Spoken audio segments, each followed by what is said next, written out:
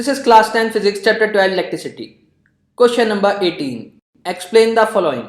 यहाँ पे 5 पार्ट है इस क्वेश्चन में और हमें इन पांचों को एक्सप्लेन करना है. चलिए एक एक करके सारे पार्ट समझते हैं. This is part C. Why is the series arrangement not used for domestic circuits? चलिए समझते हैं. क्वेश्चन क्या है? देखिए क्वेश्चन में हमसे पूछा है कि जो डोमेस्टिक सर्किट है उसमें सीरीज अरेंजमेंट क्यों यूज नहीं होता. चलिए एक काम करते हैं, एक सीरीज सर्किट देख लेते हैं उसमें क्या क्या प्रॉब्लम आ सकती है. तो यहाँ एक सर्किट है, एक वॉशिंग मशीन और एक फ्रिज कनेक्टेड है किससे? मेंस के साथ सीरीज में, और यहाँ एक स्विच लगा है. तो देखिए यहाँ पे एक ही स्विच है, एक ही स्विच से वॉशिंग मशीन और फ्रिज दोनों कनेक्टेड हैं, दोनों एक ही स्विच से ऑपरेट हो रहे हैं. अगर मुझे वॉशिंग मशीन यूज नहीं करने से फ्रिज यूज करना है, बट यहाँ पे तो एक ही स्विच है तो दोनों एक साथ चलेंगे. तो सबसे पहला रीजन तो ये है, तो एक कॉमन स्विच हो जाएगा. तो अगर एक कॉमन स्विच हो जाएगा तो अगर मेरे को जो अप्लायंसेस नहीं भी यूज करने वो भी ऑपरेट हो जाएंगे और मेरी इलेक्ट्रिसिटी वेस्ट होगी. क्लियर है? चलिए इस सर्किट को थोड़ा और समझते हैं. देखिए इस सर्किट में हमारे घर में जो मेंस में इलेक्ट्रिसिटी आ रही है उसकी वोल्टेज होती है 220 वोल्ट. यहाँ पे 220 वोल्ट का मीनिंग क्या है ये तो हमें पता ही है. लाइव वायर में वोल्टेज होगी 220 वोल्ट और न्यूट्रल वायर में वोल्टेज होगी 0.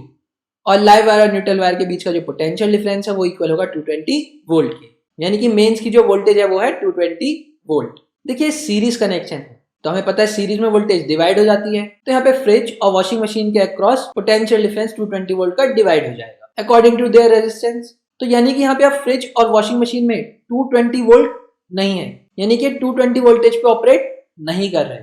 इसमें प्रॉब्लम क्या है? देखिए हमने देखा है सारे डिवाइसेस पे रेटिंग होती है कि ये इस रेटिंग पे वर्क करने चाहिए, जो कि एक्चुअली 220 वोल्ट होती है. यानी कि जो फ्रिज है, ये जो वॉशिंग मशीन है, अब ये 220 वोल्ट पे वर्क नहीं कर रहे. तो अगर ये 220 वोल्ट पे वर्क नहीं कर रहे तो इनमें जो करंट फ्लो कर रहा होगा वो अब कम होगा, जिसकी वजह से ये प्रॉपर्ली ऑपरेट नहीं करेंगे. क्लियर हुआ? सीरीज के केस में वोल्टेज भी डिवाइड हो जाती है, और क्योंकि डिवाइसेस की अपनी रेटिंग होती है कि इस पर्टिकुलर रेटिंग पे काम करेंगे और वो पर्टिकुलर वोल्टेज डिवाइसेस को मिल नहीं पाती. क्यों? क्योंकि टोटल वोल्टेज तो डिवाइड हो जाती है सीरीज में. ये भी एक कारण है कि हम घर में अप्लायंसेस को सीरीज में कनेक्ट नहीं करते. क्लियर हुआ? तो यहाँ हमने 2 रीजन तो समझ लिए. पहला, एक कॉमन स्विच हो जाएगा जिससे सारे अप्लायंसेस ऑपरेट होंगे. दूसरा, पोटेंशियल डिफरेंस जो टोटल वोल्टेज है वो डिवाइड हो जाती है अप्लायंसेस में, क्योंकि सारे अप्लायंसेस सीरीज में कनेक्ट होंगे.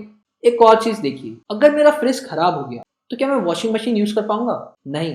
क्यों? क्योंकि अगर फ्रिज खराब हो गया तो करंट तो वॉशिंग मशीन तक फ्लो ही नहीं करेगा, मेरा सर्किट ब्रेक हो जाएगा, तो बाकी अप्लायंसेस भी काम नहीं करेंगे. ये भी एक रीजन है कि हम सीरीज अरेंजमेंट नहीं यूज करते किसमें? डोमेस्टिक सर्किट में. तो मान लीजिए अगर मेरे घर का पंखा खराब हो गया तो सारे अप्लायंसेस काम करना बंद कर देंगे. क्यों? क्योंकि सर्किट ही ब्रेक हो जाएगा. सीरीज के केस में अगर एक अप्लायंसेस भी, एक कंपोनेंट भी खराब हो जाए तो सारे कंपोनेंट्स काम करना बंद कर देंगे, सारे अप्लायंसेस काम करना बंद कर देंगे. क्यों? क्योंकि सर्किट ब्रेक हो गया. क्लियर हुआ? इस कारण की वजह से भी, इस रीजन की वजह से भी सीरीज में हम कनेक्ट नहीं करते डोमेस्टिक सर्किट में अप्लायंसेस को. एक और चीज समझिए, देखिए सीरीज के केस में जो रेजिस्टेंस होता है वो ज्यादा हो जाता है. इसे करके देख लेते हैं. देखिए यहाँ पे 2 रेजिस्टेंस मैं सीरीज में कनेक्ट कर रहा हूँ 5 ओम के, और 2 रेजिस्टेंस पैरेलल में कनेक्ट कर रहा हूँ 5 ओम के. देखिए सीरीज वालों का इक्विवेलेंट रेजिस्टेंस क्या आएगा? सीरीज के केस में इक्विवेलेंट रेजिस्टेंस आएगा 10 ओम, और पैरेलल के केस में इक्विवेलेंट रेजिस्टेंस क्या होगा? पैरेलल के केस में इक्विवेलेंट रेजिस्टेंस होगा 1/R is equal to 1/5 plus 1/5. इसे सॉल्व करें तो हमें मिल जाएगा 1/R is equal to 2 divide by 5. Reciprocal करें तो हमें क्या मिलेगा? हमें मिलेगा R is equal to 5 divide by 2 और R is equal to 2.5 ohm. तो देखिए यहाँ पे पैरेलल के केस में तो रेजिस्टेंस, जो टोटल रेजिस्टेंस होता है वो कम हो जाता है, बट सीरीज के केस में रेजिस्टेंस ज्यादा हो जाता है. देखिए हमारे घर में जो पोटेंशियल डिफरेंस आ रहा है 220 वोल्ट वो तो फिक्स है. अगर रेजिस्टेंस ज्यादा हो जाएगा सीरीज में कनेक्ट करने की वजह से तो जो ओवरऑल करंट फ्लो कर रहा होगा सर्किट में वो डिक्रीज हो जाएगा. अगर करंट डिक्रीज हो गया तो इससे क्या होगा? देखिए अगर करंट डिक्रीज हो गया तो जो अप्लायंसेस हैं वो प्रॉपर्ली वर्क नहीं कर पाए. क्लियर हुआ? तो ये 4 रीजन थे. इन 4 रीजंस की वजह से सीरीज अरेंजमेंट डोमेस्टिक सर्किट में हम यूज नहीं करते. पैरेलल में देख लेना है क्या पैरेलल में ये प्रॉब्लम्स होंगी. चलिए वॉशिंग मशीन और फ्रिज को पैरेलल में कनेक्ट कर लीजिए. देखिए पैरेलल के केस में पोटेंशियल डिफरेंस सेम रहता है, तो फ्रिज और वॉशिंग मशीन दोनों के अक्रॉस पोटेंशियल डिफरेंस होगा 220 वोल्ट. तो ये प्रॉब्लम तो हमारी सॉल्व हो गई.